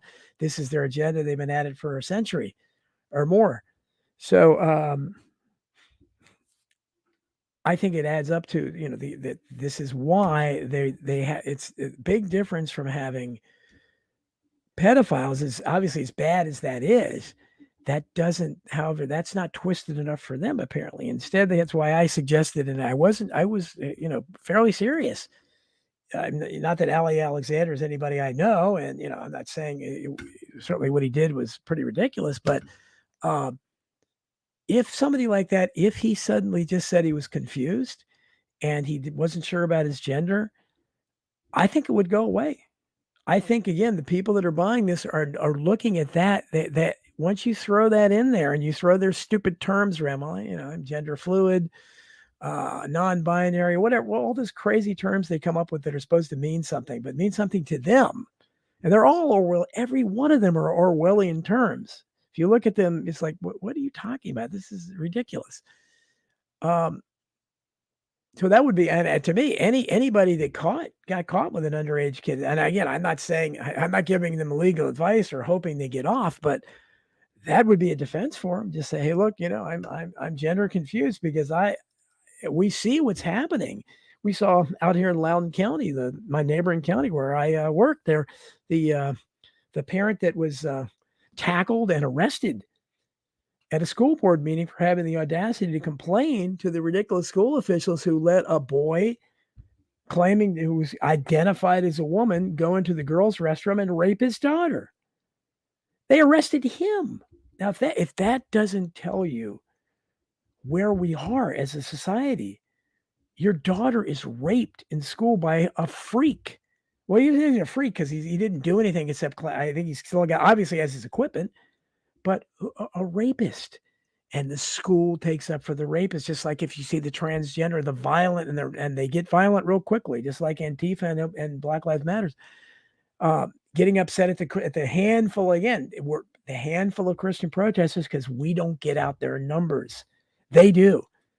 Now, they may be paid by someone. Karen says she subscribed to Jason at the episode with Kennedy. Okay. I must have missed that. Look up Middle MAGA YouTube. Osiris has a good take on issues. Okay, I'm just looking at. But so that's where we are when the system, and the system defends this madness every step of the way. That's why Republicans, there are no answer. They're talking about business or the marketplace. The marketplace is completely corrupt, and all those businesses are at least as woke as NPR and any other government agency. They've completely won. The only chance we have is in numbers. John Bascon says, you and Whitlock was a regular show would be huge. You were the cerebral reserve. Whitlock the bold, not spoken. Great compliment. Well, you know what? I'd be honored. And when I mentioned the Unreals, another thing about the Unreals, and I wish more people would check that out, but because I am a novelist. That's what I am. I have 2 other novels that are better than the Unreals that I can't get people interested in. But the nonfiction, it's great. I'm grateful that I got, I've been more successful at that. But it's certainly easier to write nonfiction too. But in that novel, I invented, I had some black characters. I called them the Afro-Anarchists. They were a trio of doo-wop protest singers. And the leader of the group was Phosphate Jefferson. And I just thought up this kind of ridiculous name, the black name. And I thought it was kind of clever. But Phosphate was my idea of either what I would be like as a black guy or my ideal black person. And Jason Whitlock is the closest thing I've seen to Phosphate Jefferson. I didn't think I would ever meet one, but he really is amazing. Johnny Leonard says, we can't call out anyone who hurts a kid no matter what side they're on that we've already lost. No, exactly. And that's John Henry. There's good to see you. They sold us on sex, drugs, and rock and roll. Yeah, absolutely. Well, they did, and that's that was my generation too, man. And I did my share of them. But even that, I mean, that was, you could say that was part of the gradual slide down, maybe to where we are. But this transgenderism thing, and it's so key because it really has for a long time, blacks were at the top of the social justice warrior list, the top in the identity politics. There was blacks and there's everybody else. There was nobody even close to them. But I think the transgenders at this point may be becoming number one. And it's the idea that you can't, I don't know if you, again, if you watch and again, I admit that I still have a little bit of addiction to pro sports, not much, but it's like a heroin addiction. It really is hard to kick. I've tried, but I've been involved in sports all my life. And so I turned on the NFL draft last night briefly to watch it and just I saw the creature that sang the national anthem there. And they said like a rising star from Nashville. And I thought, well, they're going to have a country singer at what is 99% black event. And no, it looked like that Lizzo kind. It wasn't, but it was it was just, I'm sorry again. I spent so much time when I was young actually getting mad that average looking women how come only, I used to call them honeys. Why are only honeys? Why are they always the ones that are top in the journalism field? Why do all the newscasters look like aspiring models? And it just irritate me. But now I realize, God, this is way worse because they've gone so far in the other direction and they're celebrating this stuff. And I'm sorry, it's just, there's something, because they're enabling it by celebrating it. But this was really, again, it was America 2.0 in all its glory. But if you watch any of these things now, when you see them, it's, and of course she had I think she had like a kind of a crazy outfit. And if you watch the players, again, who are all black, they're dressing them like in zoot suits. I mean, pimp outfits. I mean, they're wearing like pink suits and wild green ties and the craziest hairdos you've ever seen, and oversized sunglasses. It's like they look like they all could have come out of the Biden administration. They are. They look like they're all they used to have the sideshow. They used to call them sideshow people, freak shows. And they were banned a long time before I was born. I used to read about them and, the bearded lady, the 8-foot tall guy, the midget, the guy who was born, but they're fascinating. If you see the Todd Browning's 1932 movie Freaks, which was banned for decades, it features real life, these people from real life. And it was, it's like watching a train wreck. It's hard to take care of. But now, you're looking, if you watch the people that testify before Congress on behalf of the Biden administration, they look like they're all out of that sideshow. And that's what you're seeing on these award shows and things like the NFL draft. It's just, it's hard to take for somebody that lived in America 1.0 for a long time. Karen Carpenter says, Tucker was speaking what we perceive as truth. The question some have is why, to what end? Personally, I was glad to hear it. Latent truncate is maybe. Yeah, I mean, it's just, I don't, we can always say, what is the purpose? Does somebody have an ulterior motive? All I can do is judge what he said. And I, as I said, I was very close to being on there. And I used to tell people, look, if I get on there, am I going to be compromised? Are you, and there's so many of you I know out there that don't like Alex Jones. I was on InfoWars Nightly News back to promote Hidden History. Rob Dew interviewed me for 20 minutes. And, they bought hundreds of copies of Hidden History and sold it in InfoWars bookstore. So does that compromise me? Does that compromise the book? I don't know. I just, obviously I know I'm not compromised. Harlan says Billy Ray's great. He agrees with most of what he said. Yeah, of course. I think Billy Ray's great too. I mean, we disagree on some things, but Lorraine says, or sell the idea that changing body parts is easy and acceptable. Lots of money invested in transhumanism and transvestites, and this is the thing that the part that, and the worst part of this all is the medical industrial complex. The fact that these doctors and the system is involved in mutilating these children. Now, I don't care what kind of sexual abuse a child experiences.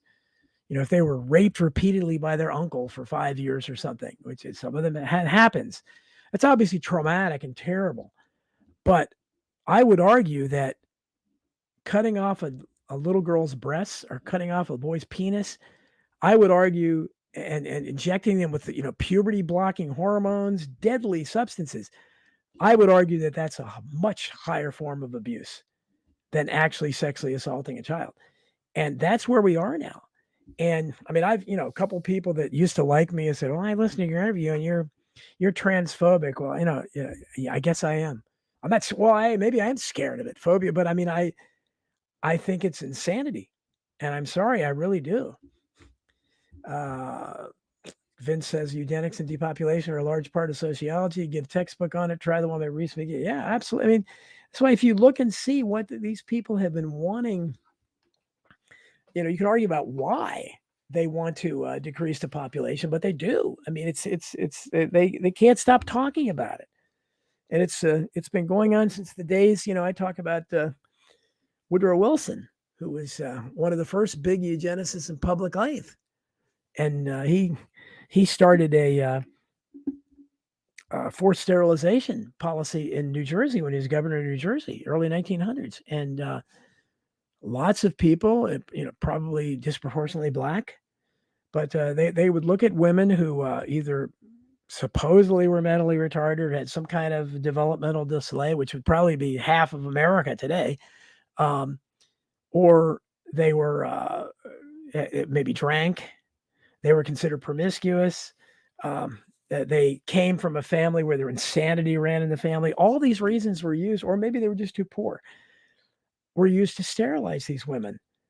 And this is the eugenicist dream. And Woodrow Wilson devised it. And the guy, I forget his name, the guy he picked to oversee this hideous eugenics program went on years later. 3 decades later, he shows up in Buchenwald, one of the Nazi camps. And yes, I'm very skeptical about everything, that, but this guy showed up in there as the camp physician. So, from Woodrow Wilson's head of eugenics program to there, it's a pretty strange transition. And those are the kind of things you see. And we know that the great Clarence Darrow, who, again, if you want to know how history has been written, look at a guy like William Jennings Bryan. And I talk about this in Crimes and Cover-Ups in detail, but this was a genuine populist. He was an inspiration to Huey Long. It's the only guy in Woodrow Wilson's administration as his Secretary of State who was opposed to World War I. He cared about civil liberties. He made the Cross of Silver speech back in the day. He was originally with the populists in the 1890s, and he absorbed into the Democratic Party, 3-time nominee. And of course, the American people, even back then, known for their infinite wisdom, he lost all 3 times. Would have been obviously the best president we'd had in that era. But he went on to, if people remember him at all today, they remember him for the Scopes monkey trial, when evolution was just coming. And for those of you who don't know, I think evolution is a crock, like anything else in modern. I think it's ridiculous. And so do most Americans then, obviously. But they had a trial where a guy named John Scopes was a teacher, was teaching it. And so it went on trial. And Clarence Darrow was the great liberal lawyer who everybody on the left loves this guy. And you look at this guy's career, he was a big warmonger. He was drooling over World War I. I mean, this guy couldn't wait to get into war. He was a eugenicist, not a nice guy, but he's a good guy, though. And if you watch the ridiculous movie Inherit the Wind with Spencer Tracy portraying him, and then you have Frederick March portraying Brian, and they smeared him as a Bible thumping fundamentalist. You can see Saturday Night Live doing a skit like that now. Completely inaccurate. William Jennings Bryan was not he was a believer, but his opposition to evolution was based on his opposition to eugenics. He realized that survival of the fittest meant that some people weren't going to be fit. You already had sterilization laws that started. Now we have what we have now. They've come in another way to do it. This is how it works. They're always coming at it, but they're coming at it from a really absurd Frankenstein angle now. But let's see here. Chris Buchan, I'm pleasing him. He says, you got it. That's absolutely right, especially in terms of the spineless dirtbags. That's why all these law and order conservatives like Grady Judd go around arresting middle-class white. Well, and that's what it is. It's conservatives and cucks, and it's so I get so mad now when I look where we're at, because I saw it coming. I remember the arguments that I had. I remember during the Clinton years, especially when it was Conspiracy Central. And I remember trying to argue with my family and friends about Waco.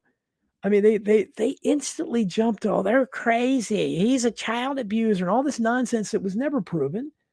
But even so, it's like, all they had to do is go knock at his door. What was these armored tanks and the show of force? And then they killed the kids. They don't have to worry about being abused anymore. And they used a form of poison gas that was outlawed by the Geneva Convention. So think about that.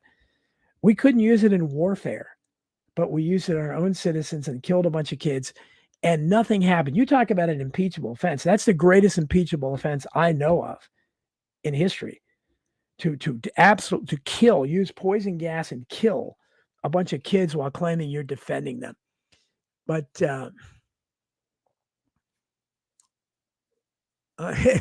Henry says, when you turn 18, chop off whatever you have.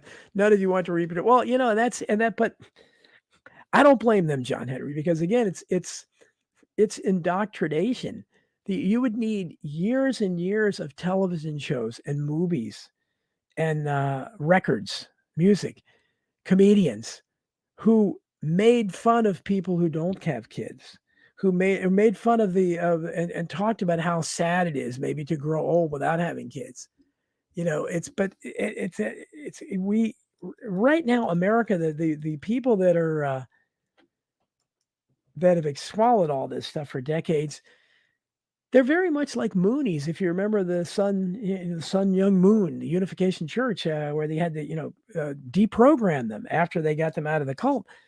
Americans would have to be deprogrammed. That's where they are. I mean, we're coming off 3 years here, folks, where I still see people out with their masks on, and I just want to, and still see people driving by themselves with the mask on. I mean, that's deep programming there, and the fact that people, they don't blink. I haven't seen one person that I know that's finally said, well, okay, I got 2 vaccines, I got 2 boosters, and I've got COVID twice.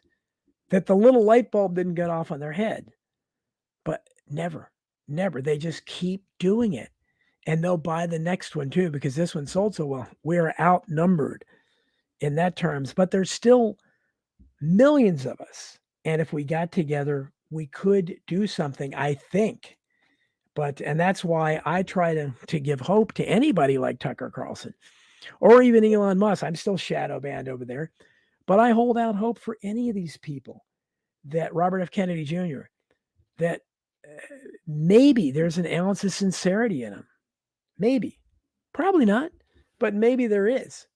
Chris Buchan says he saw a video earlier today of some cops in Milwaukee fighting with this black guy and begging him to get on the ground and running away like pussies. Yeah, exactly. And that's it. Look, I know, again, going back to the 70s, 80s, I knew a black guy that, who wasn't even really threatening at all, but yeah, he scared a bunch. He took the cop's gun from him. You hear that all the time, where the black guys just take the guns from him. It is, and they take their aggression and rage out on some middle class, old white guy or a young skateboarder kid. We've seen it over and over again, and it's very sad. But again, that's why I hope people know at this time. They don't seem to, but I hope you've all finally realized by this point that the police are not on your side. I don't know why I'm even checking my email now at this point. Yeah, he still didn't. I don't know what happened to Charles Pixley. So Pixley, we'll have to try to get him on, but I don't really know what happened there. But anyway, we're having fun discussing all this. There's lots here to discuss. Let me see what I got. You guys are keeping the comments coming. Any government agency these days, self-reliance initiatives, persecute. Yeah, I mean, it's Molly Madison says Rachel Levine. Yeah, absolutely, boy. So if you talk about whoever it is, Alex Jones, and my shows are going up on the band.video platform now too. So does that discredit me? I have people tell me originally, well, that's not. Why isn't that good? It's potentially I don't know, millions of people see it. It's helped Charlie Robinson out, and shout out to Charlie because he's the one that got me on there, helped get me on there. And we have to help each other. But the idea is I'm not going to change wherever I go. If Rachel Maddow asked me to be on her show, I would go on. Why wouldn't I? Because first of all, I'm going to be confident enough in myself that, she's not going to be able to make me look stupid. And Secondly, it's a potential huge audience, and maybe that's why I talk all the time about preaching to the choir. That's why we need to reach out to people like Tucker and people like that, or even Laura Ingraham, who asked me on her show, a few years back, and took the invitation back, and like an hour later after I told the entire world. But who knows? That could happen again. And if she had me on the show, that would obviously help me out. It would help get some truth that I'm saying. Hopefully, you think I'm telling the truth, and that's what it's all about. It's that we can't. If we're going to just think that everybody is a disinfluence, everybody's controlled opposition, which maybe it's true. That could be true. But then what are we bothering for? Why am I even talking about all this stuff? Then it's absolutely hopeless. And I should just go move to some isolated spot and go completely off the grid. It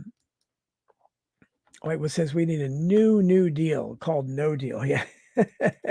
We'll have a lot more about the New Deal in the next edition of Hidden History. Catherine Austin Fitz said Tucker is the only mainstream anchor to have her on in 20 years. He expected him to cancel, but there you go. And that's Catherine and Catherine Austin Fitz. Maybe some people think she's controlled opposition too, but I've heard, most people seem to respect her. That's what I'm talking about. And, it was very possible that I was going to get on a show. I don't know what people would have said about that. I would have said the same thing. If they told me when I came on, you can't talk about, well, first of all, I'm going to be talking about my COVID book. So you're whatever's in it, I'm going to talk about, or whatever you want to know. Finn says Operation Paperclip turned into Operation Paper Hanger. Well, it's, same with Reagan in Iran on doing it. Yeah. And Reagan was Reagan liked Trump. Trump had been in fear. He would have done all he could do. And I said, Trump was our final hope. I said at the time, I said he was going to be our last Republican president. I think that's looking pretty good. And he may be our last, actual president if he even was one, because I don't know what the hell Biden is. But, he had 4 years. And that's why the people that still support him, I say many times, if only he'd had 4 years in office, because they'll say what he's going to do. Yeah, he's John Henry loves the No Deal. Tear it up, Don. John Henry says, thank you. Well, I'm doing my best, but unfortunately, people get, and that's why I say when I'm talking about Tucker, as far as I know, of his past, he was kind of a libertarian, quasi-libertarian. He wasn't the worst person on the media even back then, but he was kind of harmless. As far as I know, he didn't do, other than the time he bickered with the 9/11 people and called them wackos and everything, but they all did that. And I think he's got a different mindset now. I really do. And maybe he doesn't. Maybe it's all show. But with people like Reagan and Trump and people like that, these are people you can evaluate on. You can evaluate what they actually did. Tucker, he talked and he had a lot of guests on that nobody else would have. And, I just look at his record. I think it was pretty good. If it was all fake, it was a damn good fake, and he was a damn good actor, is all I can say. And because he did, he was very smooth. Lorraine says the transvestites, great subjects too, since they're so emotionally screwed up in desire acceptance. They'll take any drug surgery from Rosetta. Well, yeah, they are. And that's the thing, is that you're talking about somebody that loved Dr. Thomas Dawes when I was young. I read The Manufacture of Madness, The Myth of Mental Illness. And there's a lot of that. There's a lot of people that get pigeonholed because they're eccentric. There's a very slim difference between a fine line between a rich guy who's wealthy enough to be called eccentric and somebody who isn't wealthy, who's called weird or mentally ill or disturbed. And that's what they used to do to people. But, and as bad as mental institutions used to be with lobotomies and electroshock therapy and all that, we've seen One Flew Over the Cuckoo's Nest. And I saw some of that, working in a hospital, seeing what went on in psych. But some people need help. There are some mental illnesses, and you're seeing, I would say probably the vast majority of the people that are homeless have some kind of mental illness, although all of them, I'm sure, have a really dysfunctional family, because I think that's how it gets to that point where they don't have a family support structure.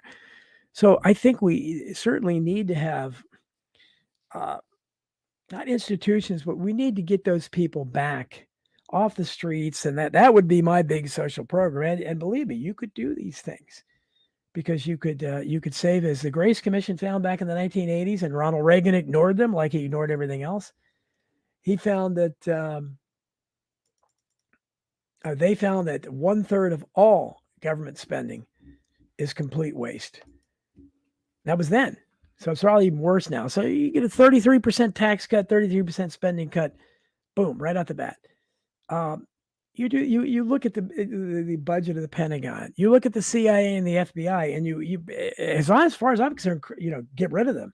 You look at FEMA, get rid of it. FEMA has no reason to exist. They do nothing but screw things up. They're invisible when you supposedly need them. In an emergency, they're invisible. If they do anything, it's the wrong thing. Let's see what Chris Buckins says. It was molesting the kids or whatever. That's not the ATS peer review. It was something you could exactly. And I'm not suggesting, Chris, that if David Koresh was, I know I'm dancing around from subject to subject, but that's what I do. You people know that. Even if David Koresh was abusing those kids, you're right. That's not what they did. They killed those kids, so they don't have to worry about being abused anymore. And they killed other people and lost some people themselves in the process. So it was anybody. And I actually had somebody, I don't know, last week or something, seemed to be defending Waco, and I say, what? I don't know what you're talking about here, man. I haven't talked to anybody, like that. Yeah, I left my Vince says I left my glass. It's sooner or later I'm gonna have to start wearing glasses when I was. Well, the problem is especially because the Rockfin, it's kind of that computer's over there, so I really have to kind of squint to see. So I'm sorry about that. Karen Carpenter says television has done more damage than we can comprehend. Yeah, absolutely, and that's and it's a shame because TV could be such a great medium and great invention. Obviously, the internet, I think, is the greatest invention. Since the light bulb. Elizabeth Peters says she passed a guy in the hall today wearing a mask. Yeah, it's hard to find hope when you see that, because you look at these people and you're thinking, God, I mean, your beloved Joe Biden has claimed that it's over on May 3rd somehow. I don't know how, but people are still buying it, and they'll buy the next one, and there's going to be a next one definitely.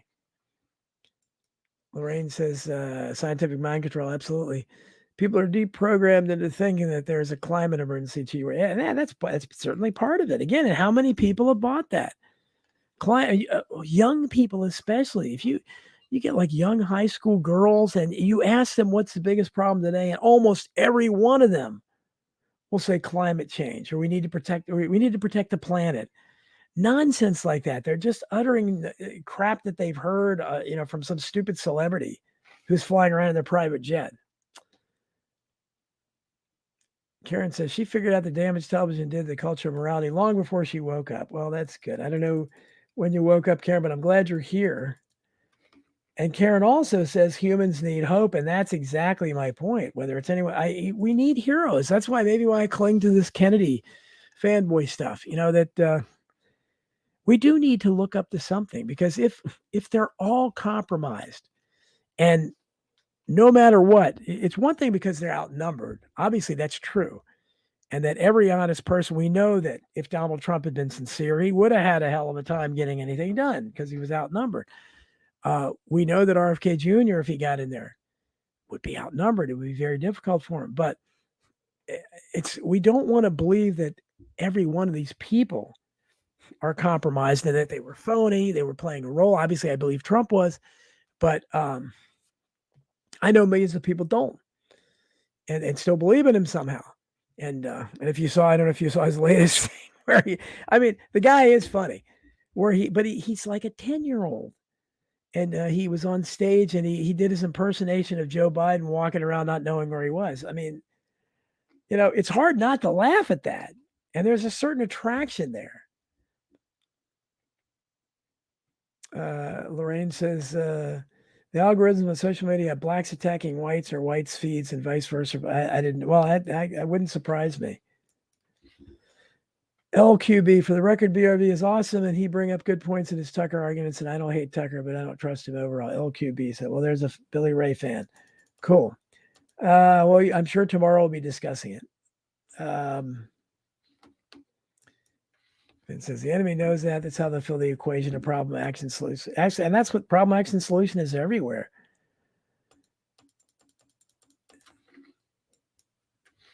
Vince says, back in the day, I would have passed on going on her show if she just asked me. I assume you're talking about Rachel Maddow. Hey, look, I don't turn anyone down. I've said many times before that the only interview I've ever turned down, I respond to every invite, which is why it pisses me off that some of these YouTubers that nobody else has heard of, are bloggers, I'll ask, send message to have them on my show, and they just ignore me. It's very frustrating because I never did that to anybody.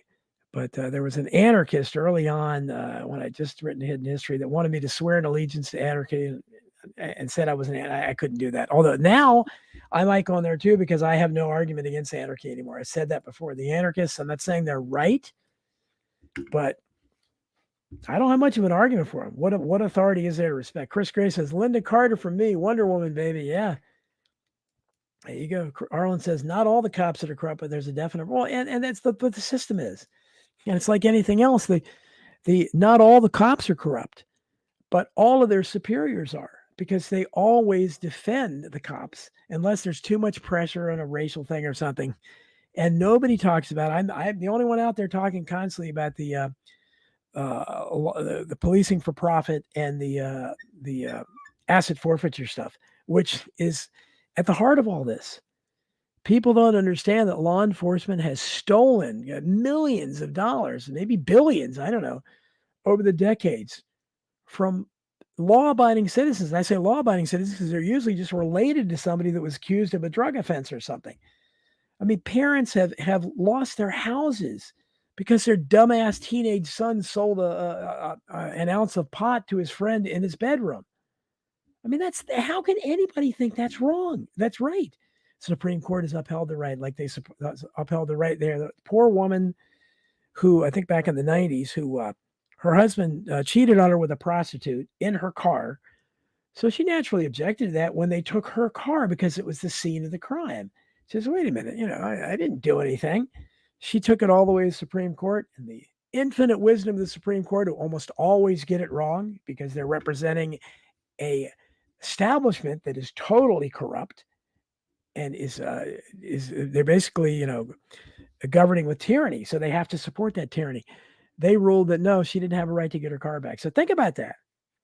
Your spouse can cheat on you in your car. You did nothing wrong at all, and they take your car. Your son can sell drugs in your house. Small amounts, doesn't matter. They take your house. They've taken large amounts of cash. It's reprehensible, and no one talks about it. And Donald Trump and Jeff Sessions, his first attorney general, they wanted to give even more power for asset forfeiture. Chris Graves likes Chris Graves loves those 60s babes, huh? Julie Newmar is still around, so is Linda Carter. Julie Newmar is probably 80 or so. Let's see what I'm missing here. Oh, Dr. Roberts gave me so many new. Just a note to say thank you, Don, for your books and this channel. Much appreciated. Dr. Roberts, thank you very much. I love seeing new people. I appreciate you being here. And I hope you'll check out my new book that's coming out very soon. And that will be Masking the Truth, How COVID-19 Destroyed Civil Liberties and Shut Down the World. And I apologize for the squinting. God, I don't want to wear my glasses on air, but it's getting harder here. Linda Carter was probably Zygmunt Kazimierz Brzezinski's sex slave. Wait, what's this? I don't know about that. I think she is a flaming liberal in real life, like most of them. Karen says, "Yeah, get a chance to reach a new audience. Go for it. Just be careful." I will be careful, and I'm always, because that's what I tell people is,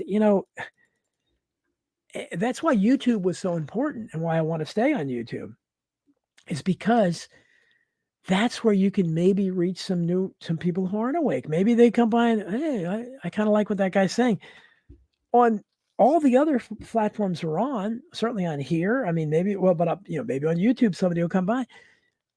I'm preaching to the choir. People know it. In fact, most of the time I'm told, come on, you're wimping out. Be stronger. That kind of stuff. When I'm trying to be as much as I can, but I'm also trying to, to get the truth out to people. But I also want it to be palatable, and I'm also thinking of normies out there. I'm trying to convince them. Karen says she knows the germ theory thing and take into account, so people don't go there. Yeah, I mean, there's people that don't believe in the germ therapy. Again, I listen to all sides. John Bascon says he softened my opinion on Tucker to agree. Hopefully throws caution when it comes clean from the USS Maine to 9/11 to Trump's. Well, I think he already is there. He didn't say Trumpenstein, but he never. I don't think he was ever a big fan of Trump. Really, that's which made his recent interview with Trump kind of strange that they picked him. Rules of engagement, absolutely, Dr. Roberts. I saw that back in the day. Yes, absolutely. And there were some good things made about it. And I wrote a lot about Waco and all the other crimes in the 90s and hidden history. How's Q Don going to accomplish the stuff he refused to do this time when he had all three branches? Exactly. He had, people forget he had, but just like Biden does, he had but the first 2 years, he had both houses of Congress. He did nothing. Let's see what we got here. What am I going here? We're running out of time. Let's get as many as we can. Lost my reading glasses this morning. I found them in the refrigerator. Well, I have them. I'm just too vain to wear them, which is ridiculous. Peter's LB Bruins. Donald Trump would not have been outnumbered. He would have had the support of 60 million. Yeah, I mean, if Trump was our last chance. You're never going to see a guy in the White House. You never saw one before. You never said that was saying the things he said. And again, what did he do? That was the difference, as I tell his supporters all the time. But I voted for him solely on the topic of immigration because he made that such an issue. I said, maybe he'll do something. He did nothing. He deported fewer illegals than Obama. And that's hard to do. And it's hard to, for people to excuse that, but they still do. This time he will. Okay, no, this time I don't think so. Trump also read a long list of supporters before his Biden impression. I'm waiting for him to make fun of RFK's voice. Yes, Karen, he will be the first one to make fun of RFK Jr.'s voice. I'm sorry, Roger Stone. He wrote the foreword to one of my books, but Trump will never have RFK Jr. as his running mate. It would make too much sense. It would get him too much support. He won't do it. He never does the right thing, just like I knew he wouldn't stay in Florida under protection of DeSantis. He had to march up to New York, and now he's being charged. I didn't get to talk about that briefly. He's being charged with rape. That's a civil case by some crazy woman who's accused 12 other men of raping her over the years. Is some kind of a romance novelist who's talked openly about how rape is a fantasy. And she, just much like Kavanaugh's accuser, she can't remember the date. And what does dumbass Trump do? When he's asked, again, how this is in court is beyond me, but he will lose because he always loses, and certainly in New York he will.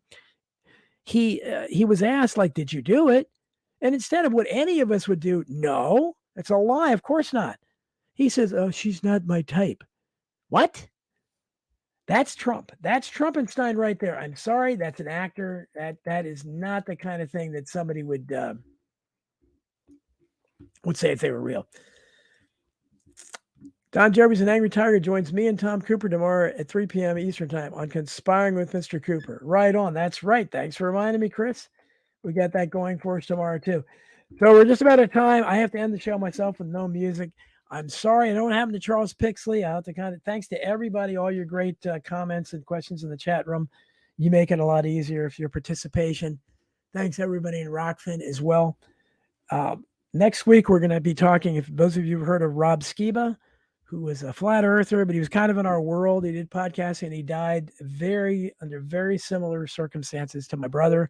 So his family got a hold of me. I'm going to have his wife on and the lawyer, and they're talking about what they're doing there. So it should be a great show. And that one we'll have to take down from YouTube, I'm sure. But this one could probably stay up. Anyhow, thanks so much, everybody. Thanks for joining me, and we'll see you next time on I Protest.